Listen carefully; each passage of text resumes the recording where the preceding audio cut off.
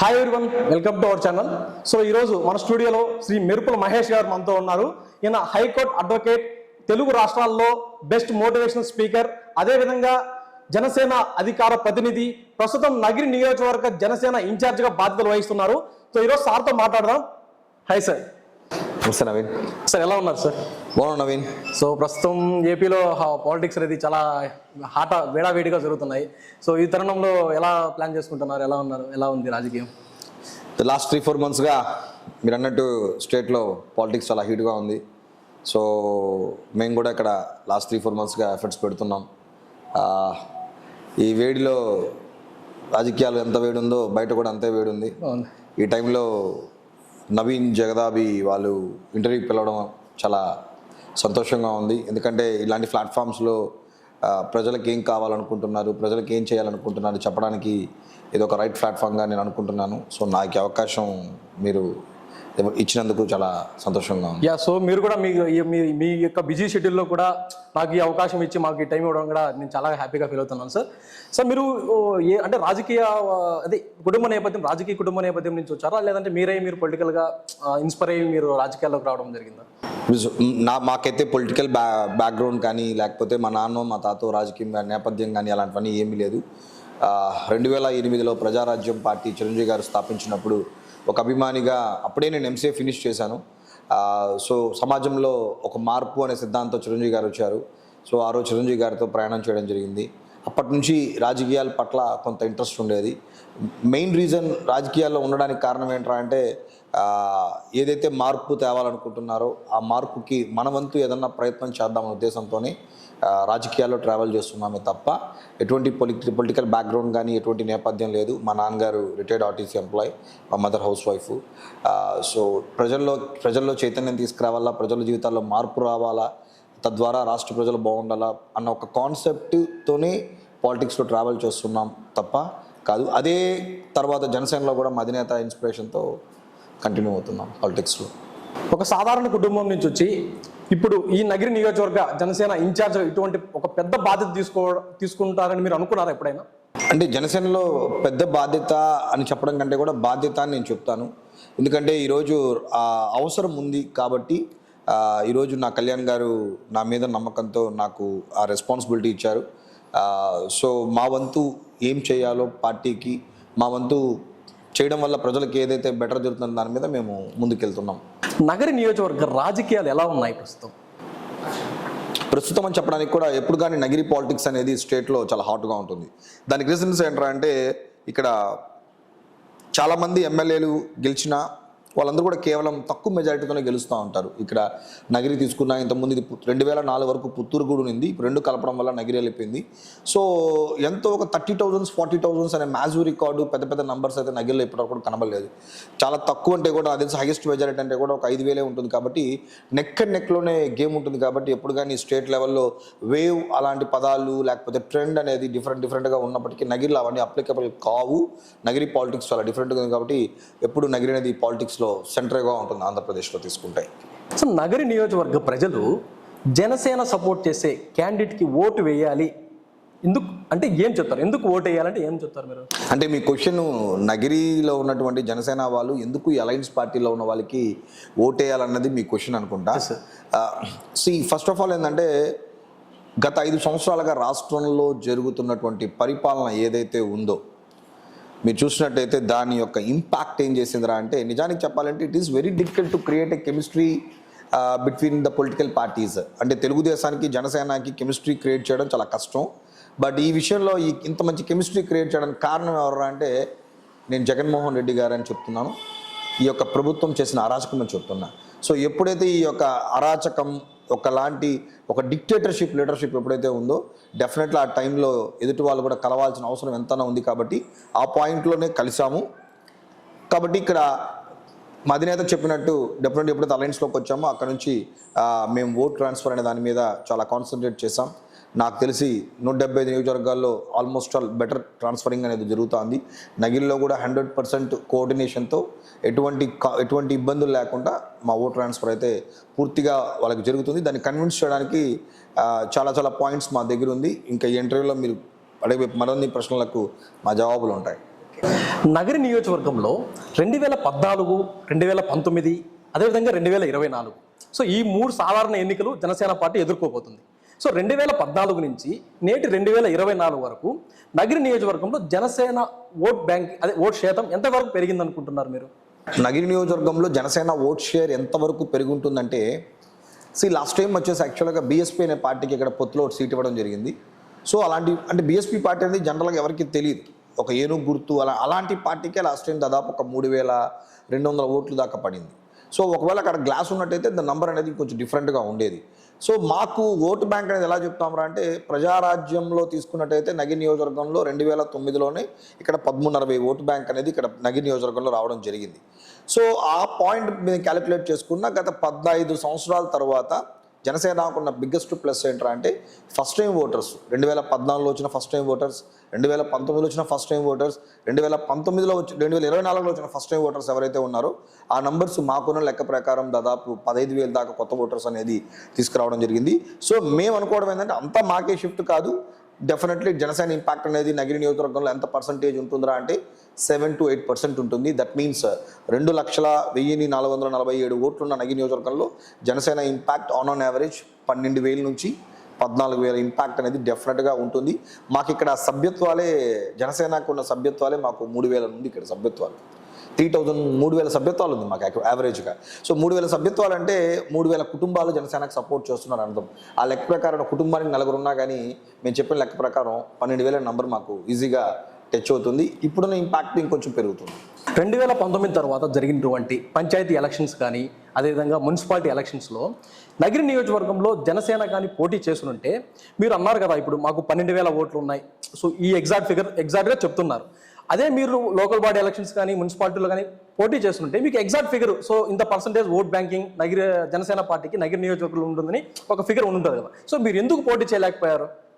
మంచి క్వశ్చన్ నవీన్. 2019 తర్వాత local body elections Andhra రాష్ట్రంలో ఏ విధంగా జరిగిందో ప్రజలకు మొత్తం తెలుసు. అంటే ఎప్పుడూ లేని అంత దౌర్జన్యం, దుర్మార్గం, గొడవలు, రకరకాలుగా ఎవరైతే నామినేషన్ వేస్తున్నారో వాళ్ళని ఇబ్బంది పెట్టడం మీరు చూసినట్టయితే, ఈవెన్ చిన్న ఎగ్జాంపుల్, దాని మీద ఎవరి మీద అయితే కేసులు పడ్డాయో అధికారులంతా కూడా ఇప్పుడు కూడా ఈ మధ్యకాలంలో వాళ్ళందరికీ కూడా నోటీసెస్ ఇవ్వడం జరిగింది, కొంతమందిని సస్పెండ్ చేయడం కూడా జరిగింది. అంటే ఆ ఎలక్షన్ అనేది వెరీ డిఫరెంట్ ఎలక్షన్స్. 2019 తర్వాత లోకల్ బాడీ ఎలక్షన్స్లో బాగా బేస్ ఉన్నటువంటి టీడీపీ పార్టీస్కే చాలా వరకు కంటెస్ట్ అయిన పరిస్థితిలో ఉంది. సో అది మేము కూడా ఇక్కడ లోకల్లో 1 or 2 చోట్ల చేశాము. మాకు కూడా ఒక నగిరి నియోజకవర్గంలో ఒక చోట మాకు ఒక వైస్ సర్పంచ్ కూడా జనసేన పార్టీ నుంచి కూడా గెలవడం జరిగింది. బట్ ఏంటంటే అంటే అంత ప్రజాస్వామ్యబద్ధంగా ప్రజాస్వామ్యం కూనీ చేసే విధంగా ఎలక్షన్ జరిగింది కాబట్టి ఆ రోజు చాలా పార్టీలు పోటీ చేయలేకపోయినాయి, ఇంక్లూడింగ్ జనసేన పార్టీ కూడా ఆ రోజున్న పరిస్థితిలో పోటీ చేయలేదని మేము మనస్ఫూర్తి తెలియజేస్తున్నాం. ఆ కసే లోకల్ బాడీలో పోటీ చేయాలనుకున్నా చేయలేకపోయినా మన కసే ఈరోజు మా వాళ్ళు చాలామంది ఉంది కాబట్టి నేను మీకు చెప్తున్నాను, అది నంబర్ అనేది 12,000 నుంచి 15,000, 16,000 కూడా టచ్ అవుతుంది. ఆ కసి ప్రజల్లో ఉంది, జన సైనికుల్లో మరింత బలంగా ఉందని నేను తెలియజేసుకుంటున్నాను. ఇప్పుడు టీడీపీ సూపర్ 6 అంటూ ఒక మేనిఫెస్టోని 2024 సాధారణ ఎలక్షన్కు తీసుకురావడం జరిగింది. సో ఒకవేళ జనసేన పార్టీ టీడీపీతో పొత్తుపోకుండా ఒంటరిగా పోటీ చేస్తుంటే జనసేన అంటూ ఒక మేనిఫెస్టో అనేది ఖచ్చితంగా రెడీ చేసుకుని ఉంటుంది, ప్రజలకు ఈ స్కీమ్స్తో మేము మేలు చేస్తామని. సో అటువంటి స్కీమ్ ఏదైనా కూడా మీ టీడీపీ మేనిఫెస్టోలో ఉందా? మీరు అనుకున్న పథకం అనేది దీంట్లో ఉందా? జనసేన మా పార్టీ తరఫున మేము షణ్ముఖ వ్యూహం అని చెప్పి తీసుకున్నాం ఒక కాన్సెప్ట్. సో ఆ కాన్సెప్ట్ ప్రకారం కొన్ని ఏదైతే మీరు అన్నట్టు మేనిఫెస్టోలో పెట్టాలో ఆ విషయాలు తెలుగుదేశం వాళ్ళతో కూడా చర్చించడం జరిగింది. దానికి 2 కమిటీస్ వాళ్ళు కూడా కూర్చున్నారు స్టేట్ లెవెల్లో. జనసేన పార్టీ తరపు నుంచి కొంతమంది నాయకులు, తెలుగుదేశం నుంచి కొంతమంది నాయకులు తీసుకున్నారు. వీళ్ళందరూ డిస్కస్ చేసే ఈ యొక్క సూపర్ 6 దీంతోపాటు అదనంగా సూపర్ 10 అని చెప్పి ఇంకొక 4 కూడా తీసుకొస్తున్నారు పబ్లిక్లోకి. బట్ తెలుగుదేశం వాళ్ళు బిఫోర్ దట్ ఈ అలయన్స్ ముందే వాళ్ళు సూపర్ 6ని ప్లాన్ చేసుకున్నారు కాబట్టి పబ్లిక్లో సూపర్ 6 వెళ్తుంది. బట్ దాంతోపాటు కళ్యాణ్ గారు ఇప్పుడు 3 సిలిండర్స్ ఏదైతే కాన్సెప్ట్ వచ్చిందో అది జనసేన పార్టీ నుంచి తీసుకొచ్చిన పాయింటే. రెండోది ఏంటంటే ఏదైతే యువతకి వాళ్ళు ఎంటర్ప్రినర్స్గా క్రియేట్ చేయాలనే ఉద్దేశంతో 20 లక్షల రూపాయలు వాళ్ళకి ఇచ్చి వాళ్ళలో ఉన్న 20 లక్షల ఉద్యోగాలతో ఎంటర్ప్రినర్స్గా క్రియేట్ చేయాలా అనేటప్పుడు వాళ్ళకి ఒక సపరేట్ అమౌంట్ ఒకటి కేటాయించగలిగితే కొత్త ఎంటర్ప్రినర్స్ పుడతారు అనే పాయింట్లో తీసుకున్నది కూడా జనసేన నుంచి తీసుకొచ్చిన పాయింటే. ఇది కాకుండా ప్రతి చేతికి పని, ప్రతి చేనుకు నీరు అనేది ఇట్స్ ద మోస్ట్ ఇంపార్టెంట్. ఒక చిన్న పాయింట్ జనసేన నుంచి తీసుకొచ్చిన బలమైన పాయింట్, ప్రతి చేనుకు నీరు, ప్రతి చేతికి పని అనేది. అది కూడా ఈరోజు జనసేన నుంచి తీసుకొచ్చింది. ఇది కాకుండా కంబైన్డ్గా కొన్ని కాంప్రమైజ్ కొన్ని కంబైన్డ్గా ఇద్దరం జాయింట్గా తీసుకున్నాం కొన్ని. సో ఆ లెక్క ప్రకారం తీసుకుంటే almost Janasena ideology, Janasena thoughts అంతా కూడా ప్రజెంట్ సూపర్ 6లోను ఫర్దర్గా యాడ్ అయ్యే 4లో కూడా ఉందని నో ప్రాబ్లం. అక్కడ మేము అనుకున్నది కూడా రీచ్ అవుతుందని మేము చెప్తున్నాం. మీరు అన్నట్టు మీ తుది జాబితా ఈ సూపర్ 10 ఎప్పుడు ఎక్స్పెక్ట్ చేయొచ్చు? పబ్లిక్లోకి ఆల్రెడీ వెళ్తుంది సూపర్ 6లో. దీంతో పాటు అది కూడా జాయిన్ అయ్యి వెళ్తుంది. పాంప్లెట్స్ రూపంలో తీసుకున్నట్టయితే సూపర్ 6 అనేది వెళ్తుంది తప్ప ఇప్పుడు ఎందుకంటే ఇప్పుడు మీకు చిన్న విషయం, సూపర్ 6లో మీరు చూసినట్టయితే పెన్షన్ ఏదైతే ఈ మధ్య బాబు గారు అనౌన్స్ చేశారో చంద్రబాబు నాయుడు గారు 4,000 అనేది సూపర్ 6లో లేదు. సో బట్ అది ఇప్పుడు యాడ్ అయింది మళ్ళీ, అది ఫర్దర్గా మళ్ళీ యాడ్ అయింది కాబట్టి ఇప్పుడు మనం సపరేట్గా చెప్తున్నాము. సో మీలాంటి వాళ్ళు ఇలాంటి ప్లాట్ఫామ్స్ మాకు ఇవ్వడం వల్ల exactly what Janasena and TDP ఏం చెప్తుంది అనుకునే అవకాశం మాకు చెప్పగలిగే అవకాశం కూడా వచ్చినందుకు నేను మరొకసారి మీకు థ్యాంక్స్ చెప్పుకుంటాను. ఎందుకంటే ఇప్పుడు పెన్షన్ 4,000 రూపాయలు చేశారు కాబట్టి ఈ ఏప్రిల్, మే, జూన్ 3 కలిపితే 7,000 రూపాయలతో రేపు ప్రభుత్వం వచ్చిన తర్వాత ప్రతి అవ్వాతాతకి 7,000 రూపాయలు ఇచ్చే కార్యక్రమం జనసేన తెలుగుదేశం పార్టీ తీసుకుంటుందని మనస్ఫూర్తిగా మేము తెలియజేసుకుంటున్నాం. అలాగే అమ్మఒడి కూడా తీసుకున్నట్టయితే గతం ఆయన కేవలం ఇద్దరికి ఇస్తానని చెప్పి, భారతి గారు ఇస్తానని చెప్పి ఒకరికే ఇచ్చారు. బట్ ఈరోజు ఇద్దరికి కూడా ఇవ్వడం జరుగుతుంది. ఎంతమంది పిల్లలు ఉంటే అంతమంది కూడా తల్లికి వందనం అనే పాయింట్లో తీసుకొస్తున్నారు. మహిళలకి ఈ మధ్యకాలంలో ద మోస్ట్ బాగా సెట్ అయిన ఒక ఫ్యాక్టర్ మీకు చెన్నై తీసుకున్నా, తమిళనాడు తీసుకున్నా, కర్ణాటక తీసుకున్నా, తెలంగాణ తీసుకున్నా మహిళలకి ఉచిత బస్సు సౌకర్యం అనేది ఒక ఇంపార్టెంట్గా తీసుకున్నారు. సో అది కూడా ఇక్కడ ఉంది కాబట్టి మంచి రీచ్ అవుతుందని నేను అనుకుంటున్నాను. సో మీరు అన్నారు వైఎస్ భారతిరెడ్డి గారు ఇంట్లో ఎంతమందికి పిల్లలు ఉంటే అంతమందికి అమ్మఒడి ఖచ్చితంగా ఇస్తామన్నారు. సార్ ఫైనల్గా వైఎస్ఆర్సీపీ ఒక రేషన్ కార్డుకి ఒక అబ్బాయికి మాత్రమే, ఒక అమ్మాయి కానీ అబ్బాయికి మాత్రమే అమ్మఒడి అనేది ఇవ్వడం జరిగింది. కాకపోతే అప్పుడు వైఎస్ఆర్సీపీ ఒకరికి 15,000 అమ్మఒడి ఇచ్చారని ఒక అరాచకం స్టార్ట్ అయ్యింది. సో ఈ సంక్షేమ పథకాల వల్ల చాలా వరకు ఏపీ నష్టపోతుంది, ఇది ఒక బీహార్, ఇది ఒక శ్రీలంక అవుతుంది అని అన్నారు. చాలా వరకు ట్రోల్స్ కూడా అవ్వాయి జగన్మోహన్ రెడ్డి గారి మీద. సో అదేవిధంగా ఇప్పుడు మీ ఉమ్మడి మేనిఫెస్టోలో కూడా చంద్రబాబు నాయుడు గారు ఇంట్లో ఎంతమంది పిల్లలుంటే సో అంతమందికి 15,000 రూపాయలు సంవత్సరానికి ఇస్తుంటా అంటారు. సో ఈ నేపథ్యంలో ప్రస్తుతం మనకున్న ఏపీ అప్పులకి ఇది సాధ్యమవుతుందంటారా? సో ఇప్పుడు ఒక బీహార్, ఇంకొక శ్రీలంక అవుతుందంటారా? One of the best question so far ఈ ఇంటర్వ్యూలో మీరు చేసిన దాంట్లో. డెఫినెట్లీ జనాలకు కూడా క్లారిటీ కావాలి దీని మీద. కారణం ఏంటరా అంటే మరి ఆ రోజు దానికి డబ్బులు సరిపోనప్పుడు ఇంత పథకాలు ఎలా ఇస్తారనేది కూడా మీ క్వశ్చన్ కాబట్టి చూడండి, 200 రూపాయలు ఉన్న పెన్షన్ని 2,000 రూపాయలు చేసింది చంద్రబాబు నాయుడు గారు. అప్పుడు రాష్ట్రం అప్పుల్లోకి వెళ్ళిపోయిందా అంటే అప్పుడు కూడా పెన్షన్ అనేది అప్పుడు కూడా ఇచ్చారు. 200 నుంచి 2,000 రూపాయలు చేశారు ఒకేసారి. ఈయన చేసింది ఏంట్రా అంటే 2,000 నుంచి 3,000 చేయడానికి 5 సంవత్సరాలు టైం తీసుకున్నారు. ఒకటి అమ్మఒడి అనేది ఆ రోజు ఓపెన్గా చెప్పారు, ఎంతమంది పిల్లలు ఉంటే అంతమందికి అని చెప్పి. సో ఇవ్వకపోవడం అనేది ఏంటంటే అంటే మీరు ఆ తర్వాత పెట్టుకున్న కండిషన్ అది, మీకు ముందే ఒక క్యాలిక్యులేషన్ ఉండాలి. అంటే ఈ పాయింట్లో ఒకటి చెప్తాను, చాలా బ్లైండ్గా జగన్మోహన్ రెడ్డి గారు పాదయాత్ర చేస్తున్నప్పుడు సిపిఎస్ రద్దు చేస్తానని చెప్పారు. చాలా బ్లైండ్గా సిపిఎస్ రద్దు చేస్తానని చెప్పారు బ్లైండ్గా. ఆ తర్వాత వారంలో రద్దు చేస్తానని చెప్పిన జగన్మోహన్ రెడ్డి గారు 4 years అయిన తర్వాత కూడా ఎంప్లాయీస్ అంతా వెళ్ళి అజిస్ట్రేషన్స్ చేస్తే సజ్జల రామకృష్ణ రెడ్డి గారు సింపుల్గా ఒక మాట అన్నారు, సారీ అండి ఆ రోజు టెక్నికల్గా అంత వర్కౌట్ చేయలేదు, దాని మీద ఏం జరుగుతుందని కాబట్టి అన్నారు. అంటే ఏంటంటే ఒక ముఖ్యమంత్రి గారు, కాబోయే ముఖ్యమంత్రి గారు ఆ రోజు మాట్లాడేటప్పుడు మనకున్న రిసోర్సెస్ ఏమని తెలుసుకోకుండా ఒక బ్లైండ్గా ఇవ్వడం వల్ల ఈరోజు ఉద్యోగులంతా కూడా వ్యతిరేకంగా ఉన్నారు. ఇంకో పాయింట్, మీరు అడిగిన క్వశ్చన్కి ఆన్సరు, వెల్త్ క్రియేట్ చేయకుండా సంక్షేమ పథకాలు చేయడం అనేది ఏ పార్టీ కూడా, ప్రజలకి సంక్షేమం అందించడం అనేది దాంట్లో ఏ పార్టీ కూడా వ్యతిరేకం కాదు. ఈరోజు ఏదైతే మేనిఫెస్టోలో తెలుగుదేశం జనసేన మేనిఫెస్టోలో పెట్టిందో, జగన్మోహన్ రెడ్డి గారు ఇచ్చిన 5 సంవత్సరాలకి ఏదైతే ఇచ్చారో, డబ్బులు ఖర్చు పెట్టారో అంత డబ్బుని కేవలం 2 సంవత్సరాల్లోనే ఈ ప్రభుత్వం కూడా అందిస్తుంది. మీరు వేసుకున్న క్యాలిక్యులేషన్స్ వేసుకుంటే వాళ్ళు ఇచ్చిన దానికంటే కూడా 2 yearsలో జరుగుతుంది ఆ బెనిఫిట్. అంటే 5 సంవత్సరాలకి 5 లక్షలు ఇచ్చుంటే నేను అనడం ఏంటంటే 2 సంవత్సరాలకి 5 లక్షల రూపాయలు ఈరోజు ఇంటింటికి చేరుతుంది దీని ద్వారా. రెండోది ఏంటంటే కంపెనీస్, ఇండస్ట్రీస్ అనేది ఖచ్చితంగా ఎప్పుడైతే క్రియేట్ అవుతుందో, ఎంప్లాయ్మెంట్ ఎప్పుడైతే పెరుగుతుందో వాళ్ళ ట్యాక్సుల రూపంలో తిరిగి మళ్ళీ ఆ డబ్బులే మనకి ఇస్తారు. ఇక్కడ ఏం జరిగింది, ఇక్కడ మీరు చెప్పినట్టు ఇండస్ట్రీస్ కానీ, కంపెనీస్ కానీ, పెట్టుబడులు కానీ ఒక జగన్మోహన్ రెడ్డి గారి ప్రభుత్వంలో మీరు చెప్పండి, మీరు బీటెక్ ఎంబీఏ చేశారు, ఎంబీఏ ఓకే. చేశాను. మీరు బీటెక్ ఎంబీఏ చేశారు. మీరు చెప్పండి, గత 5 సంవత్సరాల్లో ఈ ప్రభుత్వం వైఎస్ఆర్సీపీ ప్రభుత్వం ఇచ్చిన 2 ఉద్యోగాలు, ఒకటి 5,000 రూపాయలకు సంబంధించిన వాలంటీర్ ఉద్యోగాలు, రెండోది సచివాలయం ఉద్యోగాలు. ఇది కాకుండా ఏదన్నా ఉద్యోగం ఇచ్చిందో చెప్పండి. మొన్నటికి మెగా డిఎస్సి అని చెప్పి 23,000 పోస్టులు ఉంది, నేను వస్తే 50,000 పోస్టులు ఇస్తానని చెప్పి పాదయాత్రలో లాస్ట్ ఎలక్షన్లో ప్రచారం చేసినటువంటి ముఖ్యమంత్రి గారు చివరికి 3 నెలల ముందు 6,100 పోస్టులు అనౌన్స్ చేసి తిరిగి మళ్ళా డిఈడి వాళ్ళ ఎస్జిటి పోస్టులకి స్కూల్ అసిస్టెంట్ల వాళ్ళకి గొడవ పెట్టి టెట్ ఎగ్జాముల ద్వారా ఫీజులు దొబ్బేసి చివరికి ఏదో కోర్టుకి వెళ్ళిందని చెప్పి ఈయనకు తెలీదా? ఇప్పుడు కోర్టుకి వెళ్దాం తెలీదా? ఆ విధంగా ఈరోజు ఆంధ్ర రాష్ట్రంలో గత 5 సంవత్సరాల్లో బీఈడి డిఈడి చదివినటువంటి ఎవరైతే జీవితంలో టీచర్ కావాలనుకున్నారో వాళ్ళందరికీ కూడా ఈరోజు నిరాశ మిగిలిచిన ప్రభుత్వం ఏదన్నా అంటే వైఎస్ఆర్సీపీ ప్రభుత్వం. ఓకే అండి. పోలీసులకి 6,500 పోస్టులు అన్నారు. మీరు చెప్పండి, మీకు తెలిసిన ఓకే అండి. ఇప్పుడు మీరు అన్నారు కదా 2019లో వైఎస్ జగన్మోహన్ రెడ్డి గారు వచ్చి కేవలం వాలంటీర్లు అదేవిధంగా సచివాలయాలకు మాత్రమే ఉద్యోగాలు ఇచ్చారు అంటున్నారు. సో 2014లో చంద్రబాబు నాయుడు గారు మేనిఫెస్టోలో జాబు కావాలంటే బాబు రావాలి అన్నారు. సో ఈరోజు జగన్మోహన్ రెడ్డి గారు వచ్చిన దానికి వాలంటీర్ని రుజువుగా చూపించవచ్చు, అదేవిధంగా సచివాలయం ఎంప్లాయీస్ని చూపించవచ్చు. 2014లో మీ ఉమ్మడి కూటమిలోనే బాబు గారు మేనిఫెస్టో అయితే రిలీజ్ చేశారు, జాబ్ రావాలంటే బాబు రావాలి. కాకపోతే ఒక్క జాబ్ అయినా వచ్చిందా?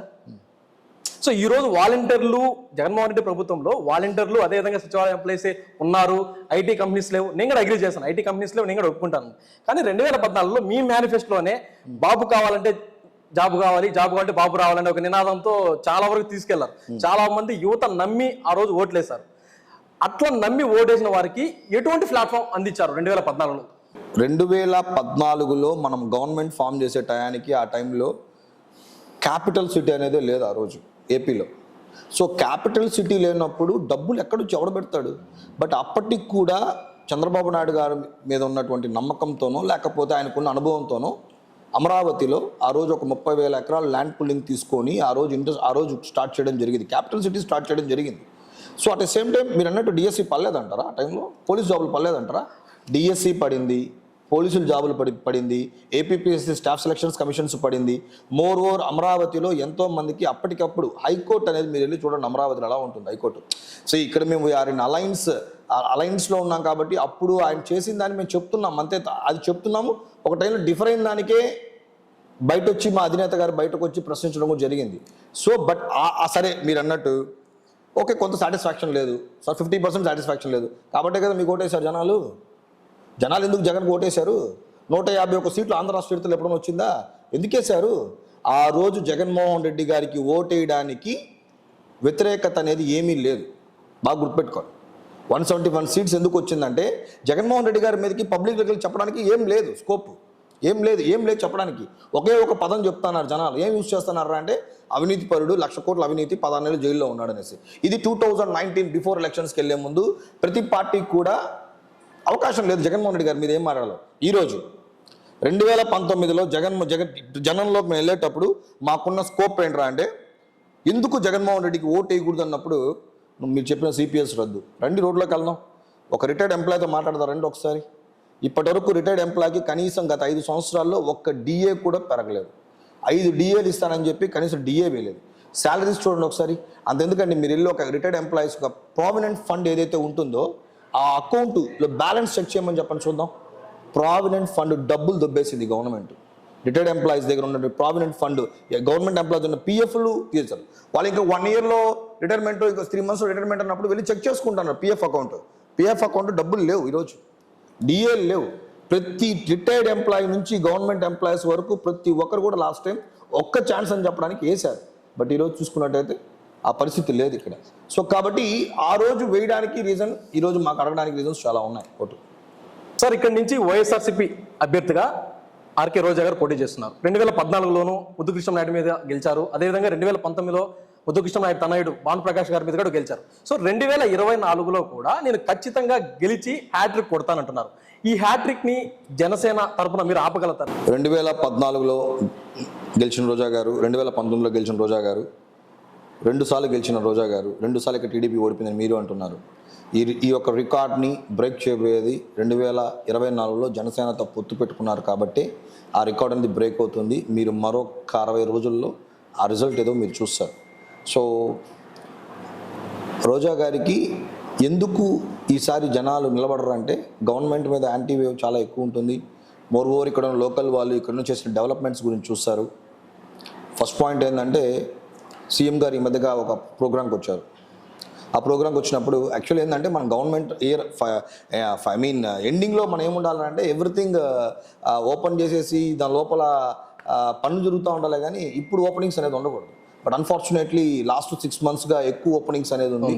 ఎక్కువ శిలా పథకాలు కూడా మేడం గారు ఎక్కువ ఓపెన్ చేయడం కూడా జరిగింది. కాబట్టి ఇక్కడ డెవలప్మెంట్ అనేది పెద్దగా కనబడలేదు. కోసల నగరంలో మేడం ఏపీఐసి చైర్మన్గా ఉన్నప్పటికీ కూడా కనీసం ఒక ఇండస్ట్రీ కూడా అక్కడ రాలేకుండా పోయింది. పర్యాటక శాఖ మంత్రిగా ఉన్నప్పటికీ కూడా మన నగిరిలో ఉన్నటువంటి 2 ఏదైతే టూరిజం ప్లేసెస్ ఉంటుందో ఆ 2 ప్లేసెస్ కూడా ఈరోజు బార్లుగా అవతారం ఎత్తింది ఇక్కడ చెప్పాలంటే.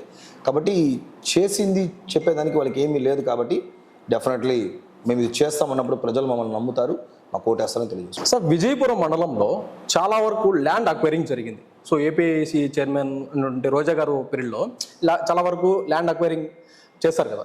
సో 2024లో భానుప్రకాష్ గారు ఇక్కడి నుంచి గెలిస్తే ఖచ్చితంగా ఆ ల్యాండ్ అక్వైరింగ్ యొక్క డెవలప్మెంట్ జరుగుతుంది అనుకుంటున్నారు, మీరు చేస్తారా ఖచ్చితంగా అక్కడి నుంచి? సో ఒక చదువుకున్న వాడిగా నేను ఒక చదువుకున్న వ్యక్తితో పనిచేయడానికి ఇష్టపడతాను.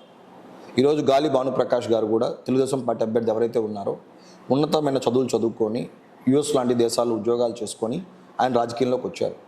నాకున్న పర్సనల్ ఇంటరాక్షన్తో నేను 2-3 సందర్భాల్లో భానుప్రకాష్ గారితో మాట్లాడినప్పుడు ఆయనకున్నటువంటి విజన్ ఏంటి, నగిరికి ఏం చేయొచ్చు అనే దాని మీద చాలా క్లారిటీ ఉంది. నేను డెఫినెట్గా చెప్పగలను, రేపు భవిష్యత్తులో చెన్నై లాంటి సిటీస్లో పెద్దదైపోవడం వల్ల కంపెనీస్ ఇంకా అక్కడ పెట్టేదానికి స్థలాలు లేనప్పుడు వాళ్ళు ఆల్టర్నేట్గా సోర్సెస్గా తీసుకునేటప్పుడు డెఫినెట్లీ నగిరి అనేది చాలా అడ్వాంటేజ్ అవుతుంది. అందులో మనకు విజయపురం అనేది చాలా అడ్వాంటేజ్గా వస్తుంది. మీరు అక్కడ చూసినట్టయితే అక్కడ కూడా ఇప్పటికి కూడా అక్కడ చాలామంది పిల్లలు శ్రీపెరంబూర్లోకి వెళ్ళి వర్క్ చేస్తూ ఉంటారు. వాళ్ళు ప్రతిరోజు ఒక 30 కిలోమీటర్స్లోకి వెళ్ళి చేస్తూ ఉంటారు. సో వాళ్ళందరూ కూడా ఏంటంటే అక్కడ వాళ్ళకి అక్కడ కంపెనీస్ రావడం అనేది అది వాళ్ళకి చాలా ప్లస్ అవుతుంది. నేను ఇంకో మాట కూడా చెప్తాను, ఇది ప్రజలకు కూడా తెలియాలా. విజయపురం లాంటి ప్లేసెస్లో అమ్మ ఒడి లాంటి పథకాలు ఏదైతే దాన్ని ఏమంటారు ఆరోగ్యశ్రీ ఏదైతే ఉందో, నిజానికి మీరు వెళ్ళి కానీ జస్ట్ ఒకసారి విజయపురంలో మీరు ఒకసారి అక్కడ ప్రజలతో మాట్లాడి చూడండి. విజయపురం లాంటి ప్లేసెస్లో ఉన్న వాళ్ళకి అక్కడి నుంచి వాళ్ళ ఏదైతే ఒకవేళ వాళ్ళకి ఏదైనా హెల్త్ బాగాలేదంటే వాళ్ళు తిరుపతి దాకా రావాల్సి వస్తుంది. అంటే మీ నంబర్ ఆల్మోస్ట్ విజయపురం నుంచి తిరుపతికి రావాలంటే మీకు కోసల నగరం జంబాడ నుంచి తిరుపతి రావాలంటే నియర్లీ వాళ్ళకి ఒక 100 kilometers దూరం వస్తుంది. కాబట్టి వాళ్ళంతా ఏం చేస్తున్నారు అంటే తిరువల్లూరుకి వెళ్ళిపోతున్నారు, చెన్నైకి వెళ్ళిపోతున్నారు దగ్గర. కానీ మీరు చూడండి, తిరువల్లూరులో చెన్నైలో ఈ మన ఆంధ్రాకి సంబంధించిన ఆరోగ్యశ్రీలు ఉపయోగపడవు. దట్ మీన్స్ విజయపురం లాంటి ప్లేసెస్లో ఎంతో మంది వాళ్ళ యొక్క ఆరోగ్యానికి వాళ్ళ సొంత డబ్బులే ఖర్చు పెడుతున్నారు తప్ప ప్రభుత్వ పథకాలు ఉపయోగపడట్లేదు. రేపు Telugu Desam party Janasena party government ఇక్కడ స్థాపించిన తర్వాత నేను అనుకోవడం, మా భానుప్రకాష్ గారు ఈ మధ్య ఒక మాట అన్నారు, అక్కడ ఇండస్ట్రీస్ కానీ మన ఎస్టాబ్లిష్ మంచిగా డెవలప్మెంట్ అవ్వగలిగితే బెస్ట్ కార్పొరేట్ హాస్పిటల్స్ కూడా మనం అక్కడ తీసుకొచ్చి పెట్టగలిగే అవకాశం ఉంటుంది. తద్వారా మనం ప్రజల జీవితాల్లో చెన్నైకో వెళ్ళి లక్షలు ఖర్చు పెట్టుకుంటా మంచి హాస్పిటాలిటీ కూడా విజయపురంలో ఇవ్వచ్చు. ఎప్పుడైతే ఇండస్ట్రీస్ వస్తుందో ఆటోమేటిక్గా జరుగుతుందని అనుకుంటున్నాను. ఉమ్మడి అభ్యర్థిగా గాలి భానుప్రకాష్ గారు ఇక్కడి నుంచి పోటీ చేస్తున్నారు. సో ఈసారి 2024లో చాలా సర్వేస్లో కూడా ఆయన విజయావకాశాలు చాలా ఎక్కువగా ఉన్నాయి అంటున్నారు. సో ఆయనకు ఎంత మెజారిటీ రావచ్చు అంటే జనసేన అదేవిధంగా బీజేపీ టీడీపీ ముగ్గురు కూటమిగా వస్తున్నారు కాబట్టి యాక్చువల్గా చెప్పాలి అంటే నగర నియోజకవర్గంలో ఇప్పుడు కూడా టఫ్ నెక్ అండ్ నెక్ ఉంటుంది. మేము ప్రాపర్లీ 2500, 2800, 1600, 900. సో ఈ మెజారిటీ అయితే గత ఎలక్షన్ రిజల్ట్స్ అయితే చూసాము. సో ఈసారి వీటన్నిటిని క్రాస్ చేసి ఎంత మెజారిటీ రావచ్చు అంటారు? డెఫినెట్గా నగర నియోజకవర్గంలో ఎప్పుడూ రానంత మెజారిటీ, అది ఎంత అనేది ప్రజలకు వదిలేస్తాం. ఎప్పుడు రానంటువంటి మెజారిటీ భవిష్యత్తులో ఆ తర్వాత కూడా అంత మెజారిటీ రాదు అని తెలియచేస్తూ ఈసారి వచ్చేది ద బెస్ట్ మెజారిటీ అవుతుంది. కాబట్టి మీరు ఇంకొక 2 నెలలు వెయిట్ చేస్తే ఆ మెజారిటీ ఏందో ఉంటుంది. ఎందుకు ఇంతకు చెప్తామంటే Nagari trend is very different. Nagari అలా ఉండదు.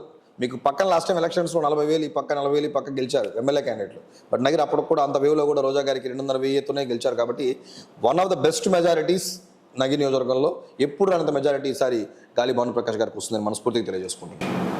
2021లో సివిఆర్ న్యూస్లో జరిగినటువంటి ఒక డిబేట్లో 2014లో మేము టీడీపీతో కూటమిలో వెళ్ళాము, సో అప్పుడు చేసిన మిస్టేక్ని తిరిగి మేము ఇంకెప్పుడు పొత్తుతో వెళ్ళము అని ఒక స్టేట్మెంట్ అయితే మీరు పాస్ చేశారు. సో ఇప్పుడు 2024లో మళ్ళీ మీరు పొత్తులో వెళ్తున్నారు. సో ఆ స్టేట్మెంట్ ఫాల్స్ స్టేట్మెంట్ అనుకోవచ్చా? సివిఆర్ ఛానల్లో మీరు అన్నట్టు ఒక డిబేట్లోనే కాదు, నాకు తెలిసి నేను ఆల్మోస్ట్ అన్ని డిబేట్స్లో ఆ రోజు నేను టీడీపీ మీద నేను చాలా బలంగానే నేను మాట్లాడుంటాను. నా వాయిస్ నేను దాన్ని అలాగే స్టిక్ ఆన్ అవుతున్నా. బట్ ఏంట్రా అంటే ఆ తర్వాత ఏదైతే జరిగిందో, ఆ తర్వాత జరిగినటువంటి అలయన్స్ ఏదైతే తీసుకున్నారో, మా అధినేత ఎప్పుడైతే ఒక్క ఓటు కూడా వ్యతిరేకత ఓటు చీలదు అని ఎప్పుడైతే చెప్పారో, దాని తరపున ఆ తర్వాత నుంచి మేమందరం కూడా ఈ యొక్కటువంటి ఆ తర్వాత జరిగినటువంటి సిచ్యువేషన్స్, చంద్రబాబు నాయుడు అరెస్టు మీద కానీ మోర్ ఓవర్ కనీసం ప్రతిపక్ష పార్టీలు వాయిస్ వినిపించలేని పరిస్థితిలో తీసుకొచ్చినప్పుడు ఖచ్చితంగా కూటమి ఏర్పడాల్సిన అవసరం ఎంతైనా ఉంది కాబట్టి ఈరోజు కూటమిగా మేము వెళ్తున్నాము. రాజకీయాల్లో శాశ్వత మిత్రులు, శాశ్వత శత్రువులు ఉండరు. పోయినసారి ఎలక్షన్స్లో తీసుకున్నట్టయితే షర్మిలా గారు, విజయమ్మ గారు జగన్మోహన్ రెడ్డి గారికి తిరిగి ప్రచారం చేశారు. ఈరోజు అలా ప్రచారం చేసే పరిస్థితి ఉందా? సో సొంత ఇంట్లోనే ఇన్ని విభేదాలు ఉన్నప్పుడు రాష్ట్ర శ్రేయస్సు కోసం, రాష్ట్ర భవిష్యత్తు కోసం పెట్టుకున్న పొత్తుల్లో కొన్ని విషయాలు అటు ఇటు ఉన్నా కానీ అది పక్కకి పెట్టాల్సిన అవసరం ఎంతనా ఉంది. ఎందుకంటే ఇక్కడ మా పర్సనల్ ఈగో కంటే కూడా ప్రజలకు మంచి జరగాలనే ఉద్దేశమే చాలా బలంగా ఉంది. కాబట్టి అలాంటివన్నీ పక్కకి పెట్టి ఈరోజు మేము ఎటువంటి షరతులు లేకుండా బేషరతుగా మా మద్దతుని కూటమికి ఇస్తున్నాం. అలాగే వాళ్ళు కూడా ఎక్కడెక్కడ జనసేన పోటీ చేసిందో అక్కడ వాళ్ళు సపోర్ట్ చేస్తున్నారు. కాబట్టి ఇది ఒక మంచి పరిణామంగా నేను తెలియజేసుకుంటున్నాను. సో రీసెంట్గా జనసేన ఆవిర్భావ దినోత్సవం రోజు మీరు ఒక స్టేట్మెంట్ అయితే పాస్ చేశారు. దానికి సంబంధించిన వీడియో మీకు ప్లే చేసి చూపిస్తాను, ఒకసారి చూడండి. మహేష్ మాట్లాడితే వర్కౌట్ కాదు. వాళ్ళ అమ్మని, వాళ్ళ నాన్నని, వాళ్ళ చిన్నాయని, వాళ్ళ పెద్దనాయని కాలు పట్టుకుంటాము, ఏం చేస్తామో తెలియదు. మనం రెడీ. ఈ రోజు మనం సపరేట్ క్యాంపెయినింగ్ చేస్తే లగి నియోజకవర్గంలో 1,00,000 మంది కాలు పట్టుకోవడానికి జనసేన పార్టీ రెడీగా ఉంది అని మనస్ఫూర్తిగా తెలియజేసుకోవాలి.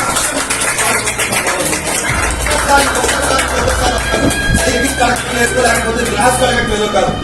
ఈ రోజు అడక్కపోతే సర్వనాశనం చెప్తుంది.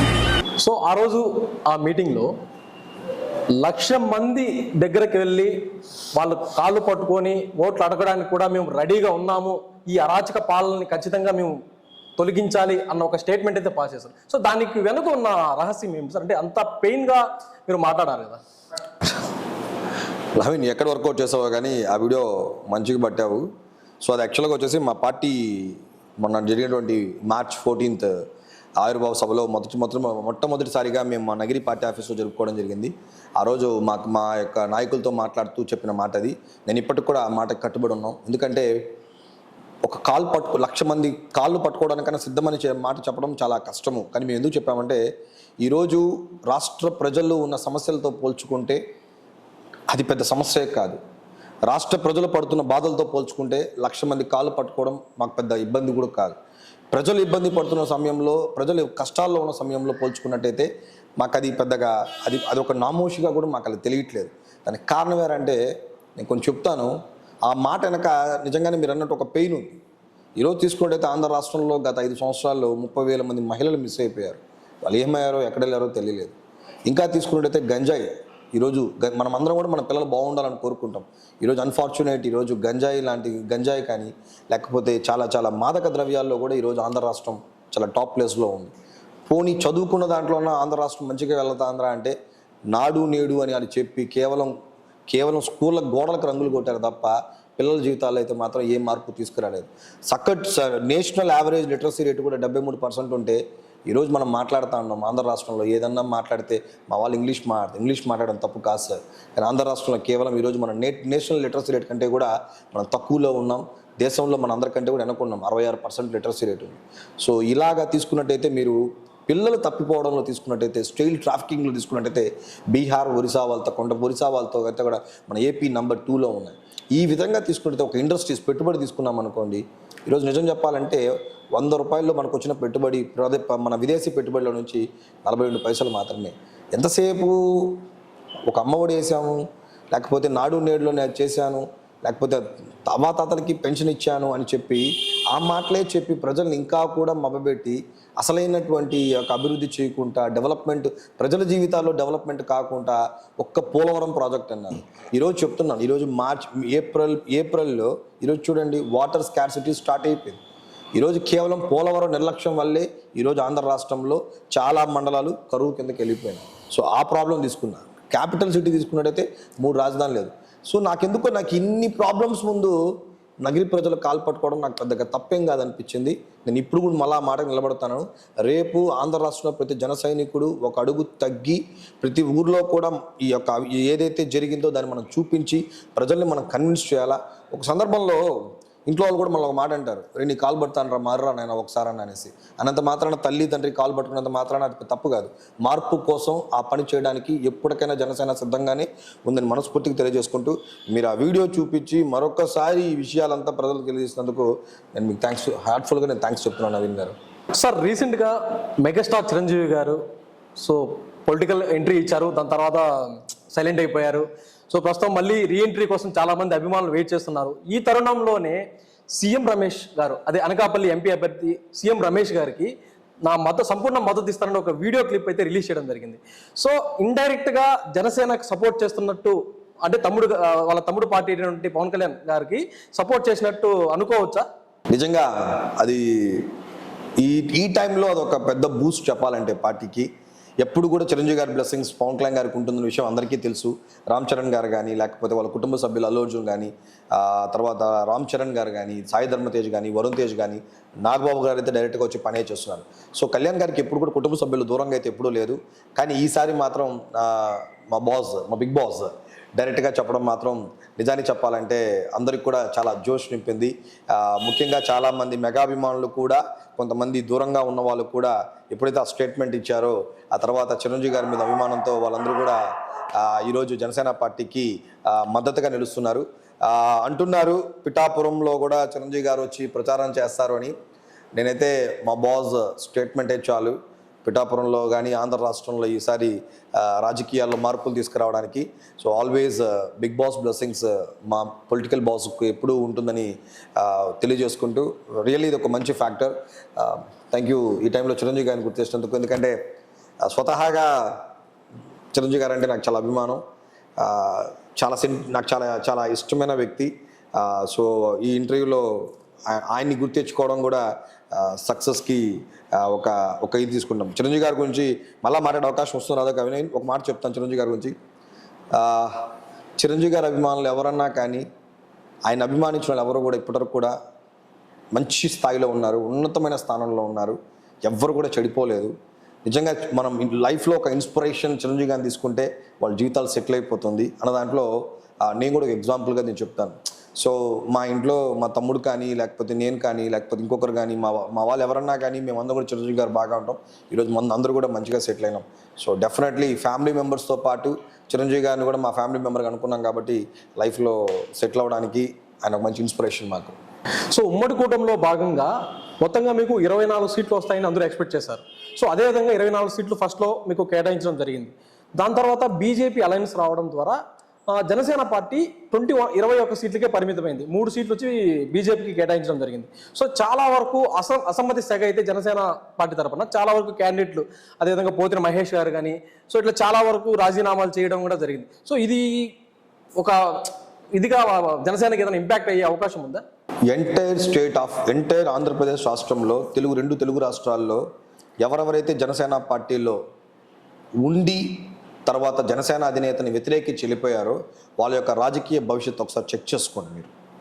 వాళ్ళ కేవలం లైమ్ లైట్లోకి రావడానికి కారణం ఎవరా అంటే జనసేన పార్టీ అధినేత శ్రీ పవన్ కళ్యాణ్ గారు. మీరు ఎవరైనా తీసుకోండి, తోటా చంద్రశేఖర్ గారి దగ్గర నుంచి ఎంతోమంది, జేడీ లక్ష్మీనారాయణ గారి దగ్గర నుంచి ఎంతోమంది నాయకులు వచ్చారు, మాట్లాడారు, వెళ్ళిపోయారు. ఆ తర్వాత వాళ్ళ పొలిటికల్ లైఫ్ ఎలా ఉందో చూడండి ఒకసారి. ఇప్పటివరకు కూడా కనీసం ఏ నాయకుడు కూడా కనీసం వేరే పార్టీలో ఎమ్మెల్యే టికెట్ కానీ, లేకపోతే ఒక ఎంపీ టికెట్ కానీ, చివరికి వార్డు మెంబర్ కూడా తీసుకోరాని పరిస్థితికి వచ్చింది. నేను మీకు ఒక విషయం చెప్తాను నవీన్ గారు. నాకు తెలిసి ఆంధ్ర రాష్ట్రంలో the most dangerous political party, భారతదేశంలో the most dangerous political party ఏదైనా ఉంది అంటే ఇది జనసేన పార్టీని మనస్ఫూర్తిగా తెలియజేసుకుంటున్నాను. డేంజరస్ పార్టీ ఎందుకు తెలియజేసుకుంటానంటే ఈ పార్టీలోకి వచ్చిన తర్వాత మీరు ఎదిగి మీరు పక్కకి వెళ్ళిన తర్వాత మీ బతుకులు మాత్రం ఏమీ ఉండదు, మీకు అసలు బతుకే ఉండదు. ఈ పార్టీలోంచి బయటకు వెళ్ళిన వాడు ఎవడు కూడా పొలిటికల్గా కానీ పర్సనల్ లైఫ్లో కానీ ఎక్కడ కూడా క్లిక్ కాలేదు. దానికి కారణం ఏంటంటే నిస్వార్థంగా పనిచేస్తున్నటువంటి జనసేన అధినేత మీద మీరు పడి అక్కడే మీరు ఎదిగి చివరికి బయటికి వెళ్ళి ఆయనే మాట్లాడినప్పుడు మాత్రం పరిణామాలు ఎలాగా ఉంటుంది. ఇంకా మీరు తీసుకొచ్చారు ఈ మధ్యకాలంలో పోతినేని మహేష్ గారు అని చెప్పేసి ఒక 4 రోజులు టీవీ ఛానల్స్లో కనబడతారు. పవన్ కళ్యాణ్ గారిని మాట్లాడితే వ్యూస్ వస్తుంది, మాట్లాడడానికి కొన్ని బ్లూ మీడియా ఛానల్స్ ఉన్నాయి, వాళ్ళు మాట్లాడిస్తారు. పోతినేని మహేష్ గారు కానీ ఇలాంటి వాళ్ళు చాలామంది వచ్చారు. సో దానివల్ల ఇంపాక్ట్ నాట్ ఈవెన్ 1%. ఈ పార్టీలోకి ఓటర్ అనేవాడు యాడ్ అవుతాడే తప్ప, లీడర్ అనేవాడు బయట పోయినా కానీ ఓటర్లు అనేవాళ్ళు యాడ్ అవుతానే ఉంటారు తప్ప. అందుకే ఆయన చెప్పింది 25 years ఆఫ్ జర్నీ అనేసి. సో ఏ పొలిటికల్ పార్టీకి సిస్టమ్ ఉండదు. జనసేన పార్టీ అనేది పులి మీద స్వారీ లాంటిది. మళ్ళా చెప్తున్నా, మీరు ఆ పార్టీలో ఉండి ఉన్నత స్థాయికి ఎదగాలనుకుంటే పులి మీద స్వారీ చేసి మీకు గౌరవం దక్కుతుంది.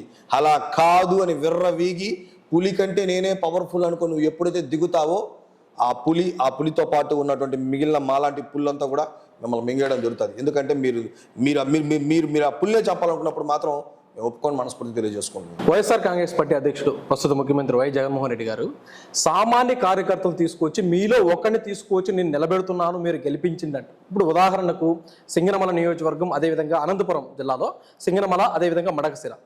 సింగనమల నియోజకవర్గంలో వీరాంజనేయులని ఒక ట్రిప్పర్ డ్రైవర్ని, సో అదేవిధంగా మడకశిర ఒక సామాన్య రైతు, లక్కప్ప అని ఒక సామాన్య రైతులు, ఈ విధంగా క్యాండిడేట్లు తీసుకురావడం జరుగుతుంది వైఎస్ఆర్సీకి. సో అదేవిధంగా మీకు ఇచ్చిన 21 స్థానాల్లో ఇటువంటి సామాన్య కార్యకర్తలు ఎవరైనా ఉన్నారా? అంటే మీ జన సైనికుడుగా పనిచేసి ఈరోజు ఎమ్మెల్యేగా పోటీ చేసే వ్యక్తులు ఎవరైనా ఉన్నారా? మీరు మొత్తం మీరు ఏందో అసలు 175 నియోజకవర్గాల్లో 173 నియోజకవర్గాల్లో ఎవరెవరికి ఇచ్చారు వాళ్ళు పేర్లు చెప్పకుండా ఒక 2 నియోజకవర్గాల్లో మాత్రం 2 పేర్లు చెప్పి ఏదో ఎంటైర్ సామాన్యుడికంతా జగన్మోహన్ రెడ్డి గారు ఇచ్చేసినారని మీరు చెప్పారు చూసారా అండి, చాలా బాగుందండి. ఈ లెక్క ప్రకారం తీసుకుంటే 175లో 2 పేర్లు చెప్పినప్పుడు 21 సీట్లకే మాకు ఒకరు ఉన్నారు. ఆ లెక్క ప్రకారం మాకు 175 కంటెస్ట్ చేసినప్పుడు మీలాగా 2 కాకుండా మా దగ్గర 10-15 మంది జనసేన వాళ్ళు కూడా సామాన్యులకి సీట్ ఇవ్వడం జరిగింది. ఇంతకంటే తీసుకుంటే 2019లో జీవితంలో ఎవరు ఊహించినటువంటి ఎంతో మందికి ఒక లైఫ్ టైంలో ఒక అచీవ్మెంట్ ఉంటుంది. ఏమనంటే నేను ఎమ్మెల్యేగా కంటెస్ట్ చేయాలని. అలాంటిది పోయినసారి దాదాపు 175 నియోజకవర్గాలు, నాకు తెలిసి 145 నియోజకవర్గాల్లో జనసేన పార్టీ తరఫున లబ్బర్ చొప్పులు వేసుకున్న వాళ్ళకి పవన్ కళ్యాణ్ టికెట్ ఇవ్వలేదు. బట్ రాజకీయాలు ఈరోజు చూసుకోండి, మన జిల్లాలో తీసుకుంటే సౌమ్యులు అసలు డబ్బే లేదు పెద్దిరెడ్డి గారి దగ్గర. అతి పేద మంత్రి ఎవరు ఉన్నారంటే పెద్దిరెడ్డి గారు. కరుణాకర్ రెడ్డి దగ్గర అసలు పాప కరుణ తప్ప డబ్బే లేదు ఇక్కడ. అలాంటి వాళ్ళకంతా టికెట్లు ఇచ్చారు. అసలు మంత్రి రోజా గారి దగ్గర అయితే అసలు ఏమీ లేదు. ఏదో అప్పుడప్పుడు వాళ్ళ పిల్లల బర్త్డేకి బెంచ్ కార్ లాంటి గిఫ్ట్లు ఇస్తూ ఉంటారు. పాప చాక్లెట్ కొనుక్కోవడానికి డబ్బులు లేదు. అలాంటి సౌమ్యులకే కదా ఇక్కడ పార్టీ టికెట్ ఇచ్చింది.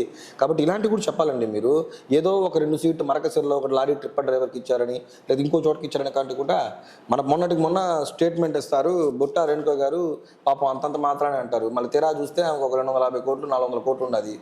సో కాబట్టి థ్యాంక్ యూ. మీరు ఇలాంటి క్వశ్చన్లు అడగడం వల్ల వీళ్ళందరూ కూడా చెప్పాల్సి వచ్చింది. థ్యాంక్స్ నవీన్ గారు. 2019లో 145 నియోజకవర్గాల్లో జనసేన పార్టీ పోటీ చేసి కేవలం 1 స్థానానికే పరిమితమైంది. సో ఆ తరుణంలో 2024లో 21 స్థానాలు మీకు ఉమ్మడి కూటమిలో కేటాయించడం జరిగింది. ఈ 21 స్థానాల్లో ఎన్ని సీట్లు గెలవబోతున్నారని మీకు మీ ఆశాభావం వ్యక్తం చేస్తున్నారు?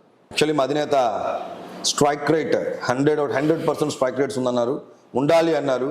అందుకు కారణంగానే ఈరోజు 21 సీటుకే నిలబడ్డాము. ఈరోజు నో డౌట్ 21కి 21 సీట్లు మేము గెలుస్తున్నాం. అలాగే మాకు ఇచ్చినటువంటి 2 ఎంపీ సెగ్మెంట్స్ కూడా గెలుస్తున్నాం. స్టేట్లో కూడా ఎప్పుడు ఊహించినటువంటి మంచి సీట్స్ ఈ కూటమి కూడా తీసుకొస్తుందని నేను తెలియజేసుకుంటున్నాను. పవన్ కళ్యాణ్ గారు జన సైనికుల కోసం నేను రోడ్డు మీదకి వస్తున్నాను, సో నేను ఒక మూవీ తీసుకుంటే చాలు, నేను సెటిల్ అయిపోతాను, నాకు అసలు అవసరం లేదు, నేను ఈరోజు రాజకీయాల్లోకి వచ్చి ఒకరిని ప్రశ్నిస్తున్నాను, ఒకరిని అడుగుతున్నాను అని అంటే అది కేవలం మీకోసమే, ఏపీ ప్రజల కోసమే అంటున్నారు. సో ఆయనకు రాజకీయం కానీ అదేవిధంగా పదవులపైన వ్యామోహం లేదంటారా? సో ఇప్పుడు ఎగ్జాంపుల్గా చెప్పాలి అంటే వైఎస్ రాజశేఖర రెడ్డి గారి తనయుడుగా వైఎస్ జగన్మోహన్ రెడ్డి గారు రాజకీయాల్లోకి వచ్చారు. అదేవిధంగా ఆయన 2019లో ముఖ్యమంత్రి పదవి చేపట్టారు. అదేవిధంగా చంద్రబాబు నాయుడు గారి కుమారుడు నారా లోకేష్ గారు కూడా చాలా వరకు పోరాటం చేస్తున్నాడు ఖచ్చితంగా ఎమ్మెల్యేగా గెలవాలి అని. ఎందుకంటే 2019లో ఆయన ఓడిపోవడం జరిగింది. సో అదేవిధంగా ఆయన ఖచ్చితంగా ముఖ్యమంత్రి అవ్వాలని కూడా అనుకోవడంలో తప్పులేదు. సో ఎందుకంటే వాళ్ళ నాన్న ముఖ్యమంత్రిగా ఉన్నాడు కాబట్టి సో ఈయన ముఖ్యమంత్రి అవ్వాలని అనుకుంటున్నాడు. ఆ విధంగా పవన్ కళ్యాణ్ గారికి పదవులపైన వ్యామోహం లేదంటారా మీరు? పదవులపైన వ్యామోహం అనే పెద్ద పదం కాదు కానివ్వండి, ప్రజలు బాగుండాలనే కోరిక ఆయనకి బలంగా ఉంది. ఆయనకి కనీసం ఆయన గెలిపించకపోయినా మొన్నటికి మొన్న 3,000 మంది కౌలు రైతులకి తన సొంత డబ్బు 30 కోట్ల రూపాయలు ఖర్చు పెట్టి ఆ రైతులకు పంచడం జరిగింది. సో ప్రజలు బాగుండాలని కోరుకునే ఆంధ్ర రాష్ట్రంలో అతి తక్కువ మంది నాయకుల్లో మొట్టమొదటి నాయకుడు గర్వంగా చెప్పుకుంటాం మేము జన సైనికులమని, అందులో మా అధినేత గారు ఉన్నారు. ఇప్పుడు 2019 ఆయనే గెలవలేదు, బట్ స్టిల్ ఆయన పాలిటిక్స్లో ఉన్నారు. ఈ రోజున్న పరిస్థితుల్లో అసలు రాజకీయంలో ఉండడం అంటే ఎంత కష్టమో అనేది మీకు కూడా తెలుసు. అసలు చెప్పాలంటే బీఆర్ఎస్ పార్టీ 2 సంవత్సరాలు 2 టర్మ్స్ అధికారంలోకి వచ్చి ఈరోజు ఎంపీ క్యాండిడేట్ కంటెస్ట్ చేయడానికి వాళ్ళకి క్యాండిడేట్స్ లేరు. సో పొలిటికల్ ప్రెషర్స్ ఎలా ఉంటుందో మీకు బాగా తెలుసు. ఇటువంటి టైంలో ఆయన ఇప్పటికి కూడా 19లో ఒక సీటు ఆయనకి గెలిచినా, అతను వైఎస్ఆర్సీపీలోకి వెళ్ళిపోయినా, చిరంజీవి గారు 19లో పార్టీ పెట్టి ఎత్తేసారని నింద ఆయన మీద మోసినా, 14 నుంచి 10 సంవత్సరాలు ఉండి ఒక చిన్న విషయం, ఎన్డీఏనే శాసించినటువంటి చంద్రబాబు నాయుడు గారు, ఎన్డీఏలో ప్రధానమంత్రి ఎవరు ఉండాలా, ప్రెసిడెంట్ ఎవరు ఉండాలని శాసించినటువంటి చంద్రబాబు నాయుడు గారిని ఈరోజు ఒక్క సీటు లేని పవన్ కళ్యాణ్ గారు బీజేపీతో మాట్లాడి కన్విన్స్ చేసి టీడీపీని తీసుకెళ్ళి పెట్టినప్పుడే ఆయనకి పొలిటికల్గా ఆయనకున్న స్టఫ్ ఏంటి, ఆయన కెపాసిటీ ఏంటి, ఆయన క్యాలిబర్ ఏంటి అనేది ప్రజలు ఈరోజు చూశారు. ఈరోజు ఎన్డీఏ అలయన్స్ ఆంధ్ర రాష్ట్రంలో ఉంది అంటే ఎవరు చెప్పినా, ఎవరు అవునన్నా, ఎవరు కాదన్నా కానీ దానికి back end, front end everything చేసింది మాత్రం కళ్యాణ్ గారు.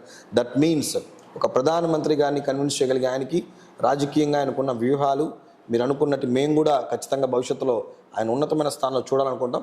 అది చూసే రోజు ఖచ్చితంగా వస్తుంది. బట్ దానికంటే ముందు విముక్తి వైసీపీ అనేది ఆయన కాన్సెప్ట్ కాబట్టి, యాజ్ ఆఫ్ నౌ విముక్త వైసీపీ అనేది జరగాలి కాబట్టి, ముందు ఇది ఫినిష్ చేయాలి కాబట్టి 2024 ఎలక్షన్స్లో ఆయన అనుకున్న టార్గెట్ ఏదైతే ఉందో విముక్త వైసీపీ ఫ్రమ్ ఆంధ్రప్రదేశ్ అనే పాయింట్ మీద ఇంకొక 40 రోజుల్లో ప్రజలకి ఈ యొక్క బానిస సంఖ్యల నుంచి బయటపడి ప్రజలు చాలా సంతోషంగా సుఖశాంతులుగా ఉండాలని ఆయన కోరుకున్నాడు. కాబట్టి మీరు అన్నట్టు అప్పుడే అయిపోవాలని ఆయన అనుకోలేదు. సో ఇప్పుడు కూడా చాలా గర్వంగా చెప్పగలుగుతాం, ఇట్లాంటి అధినేత వెనకాల మేము నడవడం అనేది, ఆయన అడుగుజాల్లో ముందుకెళ్ళడం అనేది మాత్రం మేము ఎప్పుడు గర్వపడతాం, ఎప్పటికీ గర్వపడతామని మనస్ఫూర్తిగా తెలియజేసుకుంటున్నాం. సో మహేష్ గారు, మీరు ప్రజలు బానిస సంఖ్యలు వేసుకున్నారు, వాళ్ళకు విముక్తి కావాలి అని అంటున్నారు. సో ప్రజలు నిజంగానే బానిస సంఖ్యలు వేసుకొని వాళ్ళకు విముక్తి కావాలి అంటే మీరు పొత్తులో రావాల్సిన అవసరం లేదు. వైఎస్ఆర్సీపీని ఎట్లయినా ప్రజలు ఓడించేస్తారు. సో మీరు పొత్తులో రావడానికి గల కారణం ఏమిటి అంటే, అప్పుడు వైఎస్ఆర్సీపీ మంచి చేసింది కాబట్టి సో వైఎస్ఆర్సీపీని ఓడించడానికి మేము పొత్తుగా పోతేనే ఓడించగలుగుతాం, ఓటు శాతం పెరుగుతుంది, అప్పుడు ఓడిస్తామని అనుకుంటున్నారా? మీరు అన్నట్టు ఒకవేళ ప్రజలకు మేలు జరగకపోతే వాళ్ళే ఓడించేస్తారు ఎవరైనా కూడా. ఇప్పుడు 2014లో ప్రజలకు మేలు జరగలేదని ఒక అవకాశంగా జగన్మోహన్ రెడ్డి గారికి ఇచ్చారు. సో అదేవిధంగా మంచి చేయకపోతే వాళ్ళే విముక్తి తెచ్చుకుంటారు కదా, వాళ్ళు ఉన్న ఒకే ఒక అస్త్రం ఓటు ద్వారా.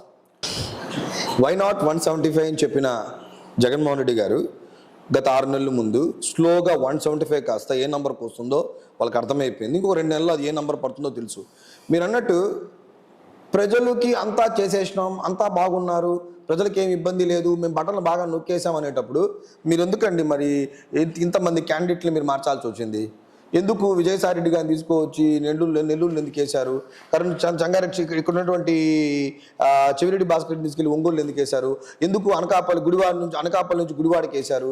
మీరు ఎందుకు ఇన్ని స్వాపింగ్స్ చేశారు? అంటే మీకున్న అక్కడ స్థానిక నాయకత్వం మీద మీకు నమ్మకం లేకపోతే మీరు అన్నట్టు ఆ చేంజ్ చేయకుండా ఉండొచ్చు కదా. మీ జనాలకు ఎవడైతే ఏముంది, ప్రజలు బాగానే ఉన్నారు కదా, ఎమ్మెల్యే క్యాండిడేట్ ఎవడైతే ఏముంది వాడు నిలబడిన మేము గెలిపించుకొని అనాలి కదా. మరి ఎందుకు మీరు మార్చారు క్యాండిడేట్లు? అంటే మీరు మళ్ళా భవిష్యత్తులో వాళ్ళని మళ్ళీ యామారించాలి కాబట్టి మీ వ్యూహం మీకున్నప్పుడు మేము డైరెక్ట్గా చెప్పాం 2021లో ఏమని చెప్పాం, ఈసారి మేము ఓటు చీలనివ్వమని చెప్పాం. ఆ మాట మీద నిలబడ్డాము, 3 పార్టీకి అలయన్స్లో పెట్టుకున్నాము, తీసుకొచ్చుకున్నాం, ప్రజల మధ్యలోకి వెళ్తాం. ప్రజలు మమ్మల్ని నమ్మినారు, విశ్వసిస్తే మాకు ఓటు వేస్తారు. నిజంగానే మీరు ప్రజలకి బానిస సంఖ్యలు కాకుండా వాళ్ళ మెల్లల్లో మీరు కానీ బంగారు గొలుసులు కానీ మీరు వేసుకున్నట్టయితే ప్రజలు మీకే పట్టం కడతారు కూడా, వైఎస్ఆర్సీపీ పట్టం కడతారు కూడా నేను తెలియజేసుకుంటున్నాను. నగరి నియోజకవర్గంలో టీడీపీ, బీజేపీ, జనసేన 3 అలయన్స్ వెళ్తుంది. సో టీడీపీ వాళ్ళతో మీకు సత్సంబాలు ఎలా ఉన్నాయి అంటే మీకు సపోర్టివ్గా ఉన్నారా? సో మీతో ఎలా ముందుకెళ్తున్నారు? ఎందుకంటే టీడీపీ ఎప్పటి నుంచో వాళ్ళకి రాజకీయ వ్యూహాలు నడిచిన పెద్ద వాళ్ళు ఇదే నగరి నియోజకవర్గంలో ఉన్నారు. సో వాళ్ళతో మీరు ఎలా మమేకం అవుతున్నారు? లకిలీ మాకు నగరి నియోజకవర్గంలో టీడీపీతో వాళ్ళతో మాకు మంచి టర్మ్సే ఉంది. సో మోర్ ఓవర్ భానున్న గారు వెల్ ఎడ్యుకేటెడ్ కాబట్టి నా బోటుడికి కూడా ఈజీగా కొద్దిగా కనెక్ట్ అయినాము. మోర్ ఓవర్ ఐడియాలజీ కనెక్ట్ అయింది. సో కాబట్టి మాకైతే అటువంటి డిస్టర్బెన్సెస్ లేదు. యాజ్ ఆఫ్ నౌ మేము మంచిగా వెళ్తున్నాం. ఇది కూడా ఒక మంచి అవకాశం మాకు. జనసేన అనేది బికాజ్ ఆఫ్ అలయన్స్, నేను మీకు ఓపెన్గా మాట చెప్తున్నాను. ఈ అలయన్స్ పెట్టుకోవడం వల్ల జనసేన అనే పార్టీ నాకు తెలిసి ఇప్పుడు నగరి నియోజకవర్గంలో ఒక 40 to 50% రీచ్లోకి వెళ్ళింది బికాజ్ ఆఫ్ అలయన్స్ యాక్చువల్గా. సో కాబట్టి ఈ అలయన్స్ వల్ల తెలుగుదేశానికి ఎంత అడ్వాంటేజ్ ఉంటుందో జనసేనకు కూడా అంత అడ్వాంటేజ్ ఉంటుంది. పబ్లిక్ రీచ్ వెళ్ళేటప్పుడు ఈక్వల్గా మేము వెళ్తున్నాం కాబట్టి పార్టీ కూడా బాగా రీచ్ అవుతుంది. జనసేన జెండా కూడా పల్లెల్లోకి వెళ్తుంది. సో మంచిగానే బాగానే ఉంది. యాజ్ ఆఫ్ నౌ మాకు ఆ డిఫరెన్సెస్ లేదు. ఒకవేళ మా మధ్య డిఫరెన్సెస్ వచ్చినా రాష్ట్రంలో జగన్మోహన్ రెడ్డి అనే సంస్థతో పోల్చుకుంటే ఈ సమస్య పెద్ద సమస్య ఏమి మాకు కాదు. కాబట్టి ఇది ఎంత డిఫరెన్సెస్ వచ్చినా మా మధ్య చెడగొట్టాలని చెప్పి ఎవరు విశ్వ ప్రయత్నాలు చేసినా మా టార్గెట్ విముక్త వైసీపీ అనేదే మా టార్గెట్. నగిరి నియోజకవర్గంలో కూడా రోజా గారిని ఓడించడమే మా టార్గెట్ అని తెలియజేసుకున్నాను. సార్ ఇప్పుడు ఇది నగిరి నియోజకవర్గం కింద విజయపురం మండలం, అదేవిధంగా నగరి మండలం, నగరి అర్బన్, అదేవిధంగా Nindra, Puttur urban, Puttur rural, Vadamalapeta, so ఇవన్నీ ఈ మండలాలు వస్తాయి కదా. ఈ మండలాలు, ఈ రూరల్లో జనసేన పార్టీ బలంగా ఉన్న మండలం కానీ బలంగా ఉన్న అర్బన్ కానీ చెప్పాలంటే ఏ పేరు చెప్తారు? అలా ఏం లేదు. ఇప్పుడు యాక్చువల్లీ మాకు అన్ని మండలాల్లో కూడా బాగానే బలంగానే ఉన్నారు, అన్ని మండలాల్లో కూడా బలంగానే ఉంది. బట్ చెప్పాలంటే ఇప్పుడు మాకు ఒక 229 బూతుల్లో తీసుకున్నట్టయితే ఒక 100-120 బూతుల వరకు మాకు ప్రతి చోట అక్కడ మనుషులు కూడా ఉన్నారు. దాదాపు ఇక్కడ కూడా మాకు రేపు భవిష్యత్తులో మాకు ఒక 30 పంచాయతీల దాకా కూడా రేపు మేము డెఫినెట్గా ఇన్ఫ్లుయెన్స్ చేయగలిగే కెపాసిటీ ఉంది. అలాగే నగిరి టౌన్ తీసుకున్నా, పుత్తూరు టౌన్ తీసుకున్నా కూడా ఇంకొంత ఎక్కువ వార్డ్స్ తీసుకునే అవకాశం కూడా ఎక్కువ ఉంది. మీరు అన్నట్టు 5 మండలాల్లో ఏ మండలం అంటే అన్ని మండలాలు బలంగా ఉంటుంది. కాకపోతే ఇప్పుడు నగిరి తీసుకుంటే తమిళ్ కల్చర్ ఎక్కువ ఉంటుంది కాబట్టి జనసేన అనేది అక్కడ కొంచెం ఇంపాక్ట్ కొంచెం తక్కువ ఉంటుంది. ఆ రకంగా తీసుకున్నట్టయితే పుత్తూరు మున్సిపాలిటీ, పుత్తూరు రూరల్లో ప్రజారాజ్యంలో కూడా ఆ రోజు తీసుకున్నట్టయితే అన్ని మండలాల్లో పోల్చుకుంటే ఇక్కడ బలంగా ఉంది. ఇప్పుడు కూడా ఇక్కడ కూడా పుత్తూరులో అనేది ఇప్పుడు వైఎస్ఆర్సీపీ కూడా ఒక మండలం స్ట్రెంత్ ఉంటుంది, ఒక మండలం వీక్ ఉన్నట్టు డెఫినెట్లీ జనసేనకి పుత్తూరు కొంచెం స్ట్రెంత్గా ఉంటుంది. ఇప్పుడు నగిరి నియోజకవర్గంలో చాలా వరకు అసమ్మతి సెగ ఉంది. అంటే వైసీపీలోనే రెబల్స్ ఉన్నారు, చాలామంది వేరే పార్టీలో జంప్ అయిపోతున్నారు. అదేవిధంగా టీడీపీలో కూడా మీరు అలయన్స్ వచ్చిన తర్వాత కొంతమంది అసమ్మతిగా ఉన్నారు. సో అట్లా జనసేనలో ఎవరైనా అసమ్మతిగా ఉన్నారా? అంటే ఇప్పుడు పల్లెటూరులో యాక్చువల్గా చాలా వరకు గొడవలు జరుగుతుంటాయి, చాలా చిన్న గొడవలు జరుగుతుంటాయి. సో ఒకరంటే ఒకరికి పడదు. సో ఒకరు టీడీపీ ఉంటారు, ఇంకొక అబ్బాయి జనసేనకి ఇన్స్పిరేషన్ జనసేన పార్టీలో ఉంటాడు. సో వాళ్ళిద్దరూ సఖ్యత భావంతో పోటీ చేస్తారని మీరు అనుకుంటున్నారా? ఇటువంటి సమస్యలు ఏదైనా మీరు ఎదుర్కొన్నారా? మామూలుగా అలాంటి ఇష్యూస్ వస్తుంది. కాకపోతే ఏంట్రా అంటే మనం అప్పటికప్పుడు దాన్ని కానీ కార్యకర్తలతో మాట్లాడి కొంచెం కన్విన్స్ చేయగలిగితే వాళ్ళు కనెక్ట్ అవుతారు. ఒకటి నవీన్ గారు, ప్రతి ఒక్కరు కూడా ఇక్కడ ఎవరికి కనెక్ట్ అయి ఉంటారంటే కళ్యాణ్ గారికి కనెక్ట్ అయి ఉంటారు, అధినేతకే కనెక్ట్ అవుతారు. ఇక్కడ ఈ పార్టీకి ఉన్న బిగ్గెస్ట్ స్ట్రెంత్ అది. సో వాళ్ళు మళ్ళా కళ్యాణ్ గారు ఏదైనా మీటింగ్స్లో మాట్లాడినా వాళ్ళకి ఒకలాంటి మిస్అండర్స్టాండింగ్స్తో వాళ్ళు దూరంగా ఉన్నా తిరిగి మళ్ళీ వాళ్ళు లైన్లోకి వచ్చేస్తారు. ఇలాంటి ఇష్యూస్ జనరల్లీ పొలిటికల్ పార్టీస్లో ఉంటుంది. బట్ మా పార్టీలో ఏంట్రా అంటే డ్యామేజ్ అండ్ ఇంపాక్ట్ మాత్రం 0% ఉంటుంది. పక్క పార్టీల్లో మాత్రం డెఫినెట్లీ ఆ డ్యామేజ్ అండ్ ఇంపాక్ట్ కొంత ఉంటుంది అక్కడ.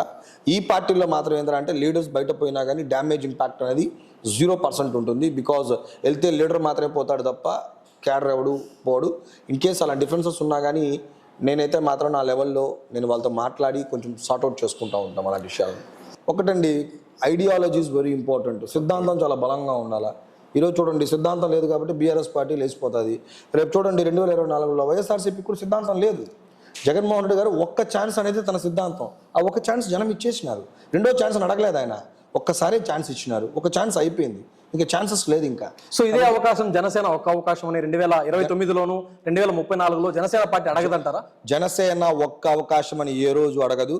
ప్రజలే జనసేనకు అవకాశం కల్పించే రోజు వస్తుంది. 2024లో అటువంటి ఇంపాక్ట్ గవర్నమెంట్లో జనసేన అధినేత సృష్టిస్తారు. ఆ ప్రభావం 2029లోను 34లోను బలంగా ఉంటుంది. ప్రజలే కోరుకుంటారు జనసేన పార్టీ మాకు అవసరం అని కోరుకునే రోజు వస్తుంది.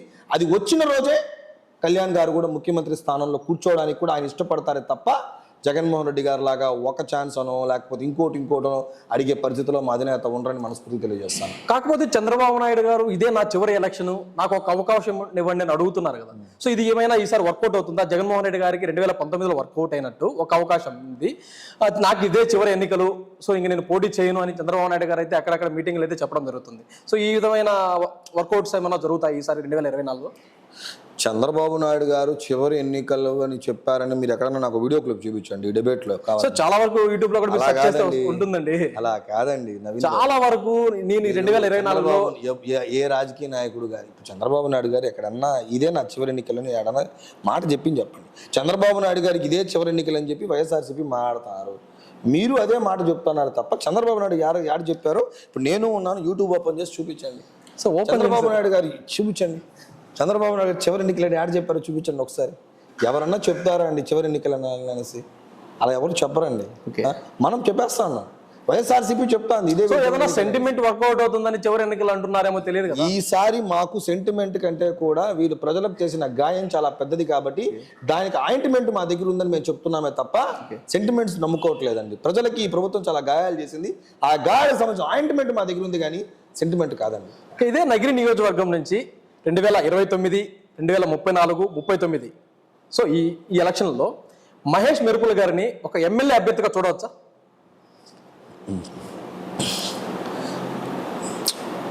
పబ్లిక్లోకి వెళ్తున్నాము, పబ్లిక్ యాక్సెప్టెన్స్ కావాలా, ప్రజలు నమ్మాలా. సో అలాంటి రోజు వచ్చినప్పుడు డెఫినెట్లీ అవకాశం కలిగించినప్పుడు మా అధినేత బ్లెస్సింగ్స్ ఉంటే డెఫినెట్లీ అవకాశాన్ని అయితే వదులుకునే పరిస్థితి ఉండదు. కాబట్టి మన శక్తి ఏంటో కూడా మనకు తెలుసు కదా, సో మన స్థాయి ఏంటో కూడా మనకు తెలుసు కదా. ఈరోజు జనసేన పార్టీలో చాలామంది వాళ్ళ యొక్క శక్తి వాళ్ళ స్థాయి తెలుసుకోకుండానే ఈరోజు అధినేతలు విమర్శిస్తున్నారు. నేను అది కాదు, నా శక్తి ఏంటి, నా స్థాయి ఏంటి. ఈరోజు మనం ఆడగలిగే శక్తి, ఆడించే శక్తి, కింగ్ మేకర్ అనుకున్నప్పుడు ఈరోజు కింగ్ మేకర్ అనే పొజిషన్లో జనసేన వాళ్ళు ఉన్నారని నేను తెలుసుకుంటే కింగ్ మేకర్ అన్నప్పుడు ఏ పాత్ర అయితే పోషించాలో ఆ పాత్రే పోషిస్తాం. ప్రజలు మనల్ని కింగ్గా చూసిన రోజు డెఫినెట్లీ జరుగుతుందని నేను తెలియజేసుకుంటాను. సో ఆల్ ద బెస్ట్ అండి దానికోసం కూడా. సో ఇంకొక విషయం, లాస్ట్ క్వశ్చన్. ఇంత మంచి ఇంటర్వ్యూలో మీరు వెరీ ఇంపార్టెంట్ క్వశ్చన్ అడగలేదండి. అసలు నేను మీరు ఆ క్వశ్చన్ అడుగుతారని గత 1 అవర్గా నేను వెయిట్ చేస్తున్నాను, బట్ అన్ఫార్చునేట్లీ ఆ క్వశ్చన్ అడగలేదు మీరు.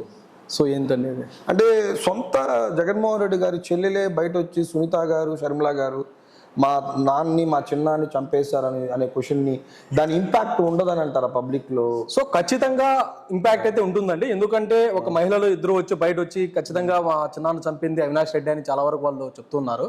కాకపోతే అక్కడ కడప నియోజకవర్గంలో కానీ కడప కాన్స్టిట్యున్సీ ఆ పార్లమెంటు స్థానంలో చాలా వరకు వాళ్ళు నమ్మే, అంటే సిబిఐ విచారణ అనేది ఇంకా పూర్తి కావడం లేదు కాబట్టి వన్స్ సిబిఐ విచారణ కంప్లీట్ అయితే ఖచ్చితంగా అవినాష్ రెడ్డి గారి నేరస్తులు అయితే ఖచ్చితంగా జైలుకు పంపించడం అయితే జరుగుతుంది. మీరేమనుకుంటారు, దీని మీద ప్రభావం ఉంటుంది అనుకుంటారు? ఇప్పుడు షర్మిలా గారు కూడా వచ్చి రోడ్డు మీద వచ్చి ఆమె జోలి బట్టి రిక్వెస్ట్ చేస్తున్నారు, అదంతా కూడా ఉంది కదా. దాని సో షర్మిలా గారు చాలా కదండి, ఇప్పుడు సొంత ఇంట్లో సొంత చెల్లెళ్ళు, సొంత పిన్ని, సొంత బాబాయి, సొంత చెల్లెలు వీళ్ళే వచ్చి పబ్లిక్లో వచ్చి నువ్వు ఇలా అన్యాయం చేసినావు అని మాట్లాడతా అంటే ఈ సామాన్య ప్రజల పరిస్థితి ఏంటని ఈ మధ్య షర్మిలా గారు, సునీత గారు మాట్లాడుతున్నారు కదా.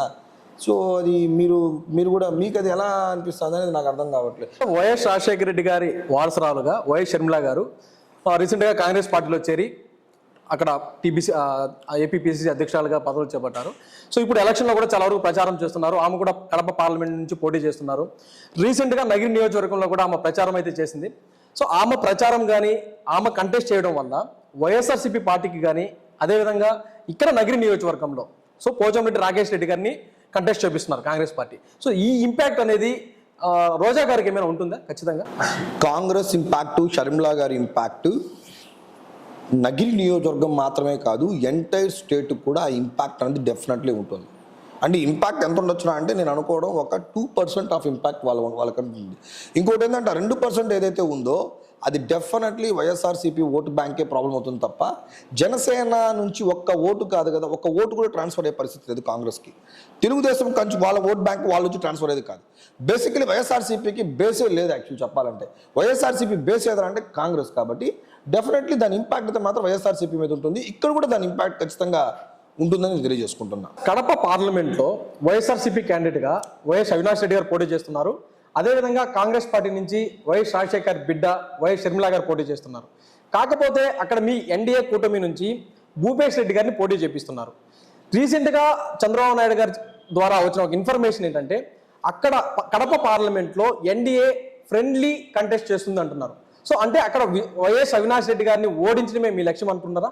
నవీన్ గారు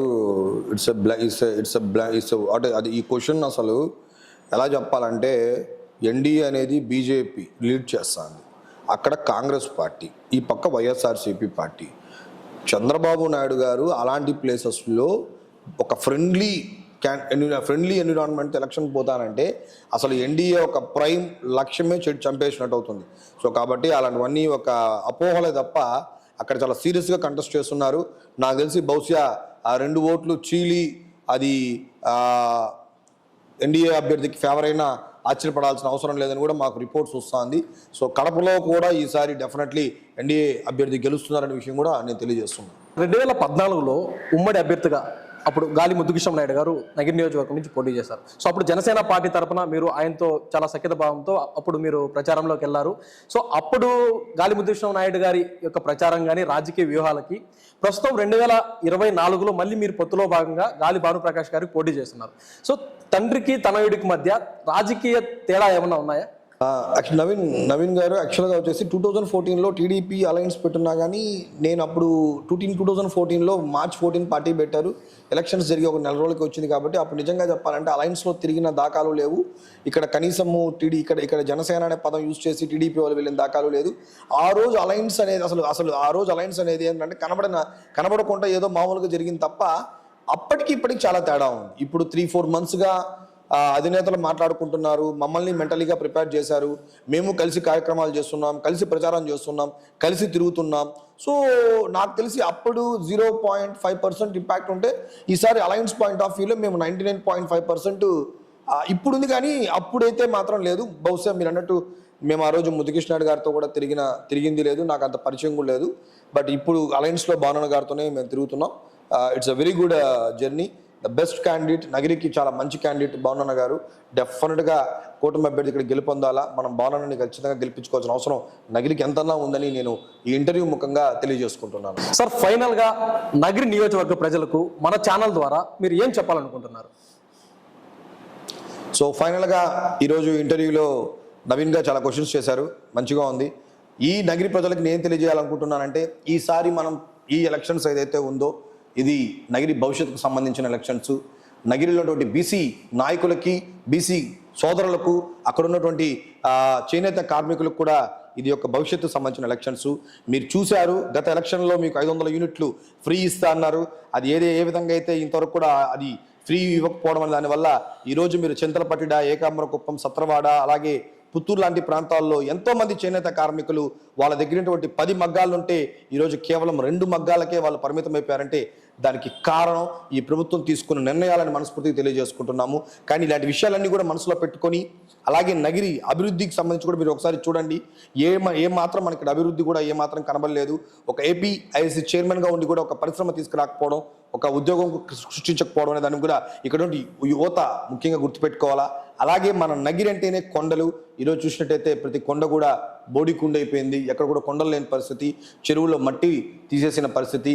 ఎంతోమంది అసలు ఇల్లు కట్టుకోవాలన్నా కానీ ఆ యొక్క ధరల్ని తట్టుకోలేక మధ్యలోనే ఇల్లు కూడా ఆగిపోయిన సందర్భాలు కూడా ఉన్నాయి. కాబట్టి ఇవన్నీ ప్రజలు మనసులో పెట్టుకొని మీరు ఎలక్షన్ రోజు ఇక్కడ ఈరోజు అద్భుతమైనటువంటి ఎన్డీఏ కూటమికి సంబంధించినటువంటి గాలి భానుప్రకాష్ గారిని మీరు మంచి మెజార్టీతో మనస్ఫూర్తిగా మీరు ఆస్వాదించాలని కోరుకుంటూ, జనసేన పార్టీ తరఫున కూడా మా సంపూర్ణ మద్దతు ఈ కూటమికి ఉంటుందని కూడా తెలియజేసుకుంటూ, మీరందరూ కూడా నగిరి నియోజకవర్గంలో ఎన్డీఏ అభ్యర్థి భానుప్రకాష్ గారికి ఓట్లేసి, సైకిల్ గుర్తు మీద ఓట్లేసి గెలిపించాలని మనస్ఫూర్తిలో కూడా మన ఛానల్కి ఇంటర్వ్యూ ఇవ్వడానికి మీరు ఒప్పుకున్నందుకు first of all thank you so much. మీ విలువైన సమాచారాన్ని మాకు షేర్ చేశారు. అదేవిధంగా మీ సమయాన్ని కూడా మాకు కేటాయించినందుకు మన ఛానల్ తరఫున thank you so much again sir. Thank you sir.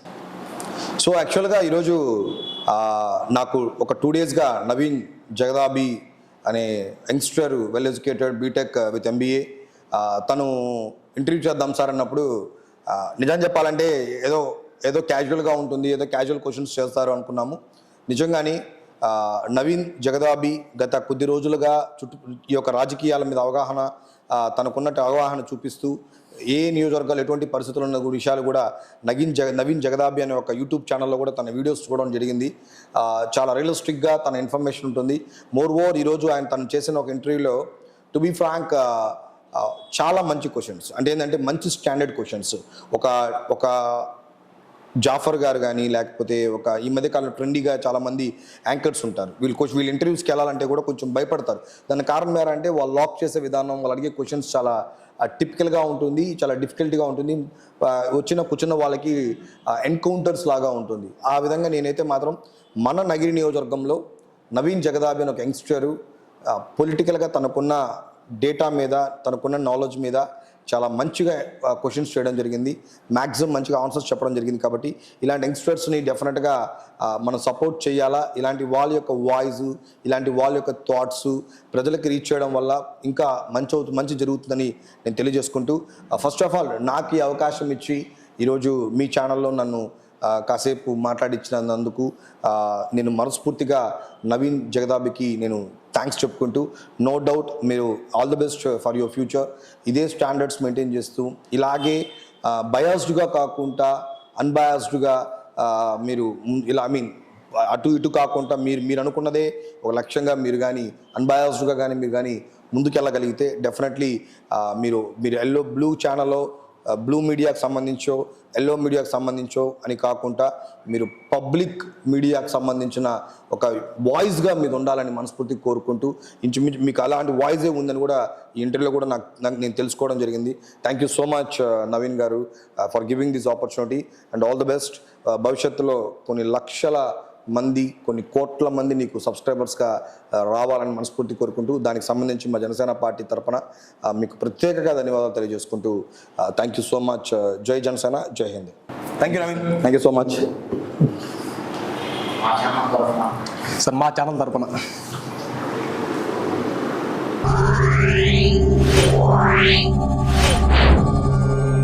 Wow.